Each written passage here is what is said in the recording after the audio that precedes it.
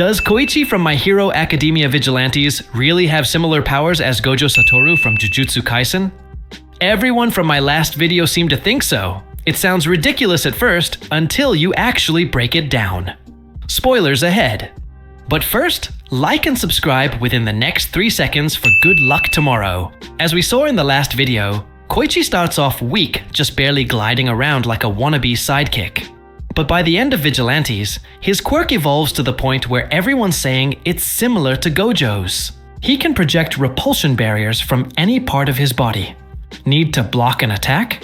He can deflect force just like Gojo's Infinity. He can even do it unconsciously without realizing it. Want to blast villains like a wrecking ball?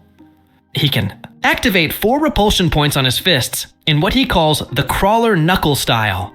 A move that feels a lot like Gojo's hollow technique Purple, with how impressive its destructive capabilities are. What started as a measly compressed repulsive force similar to Gojo's cursed technique Reversal Red turns into devastating shockwaves that nearly obliterated the final villain of Vigilantes.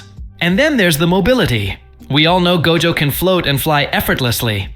But here's the wild part. Koichi was doing it unconsciously as a baby. His biggest breakthrough came when he realized he could fire off bursts of repulsion downward to perform mid-air jumps, basically teaching himself how to fly.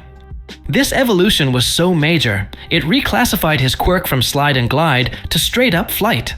By the end of the series, he's not just hovering or floating close to the ground.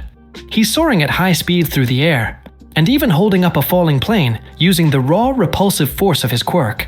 So is Koichi really Gojo without the 6 eyes? Or is he just My Hero's most underrated powerhouse? He's probably not Gojo. But you can definitely see the similarities in their powers. Like and subscribe if you want to see Knuckle Style Crawler animated.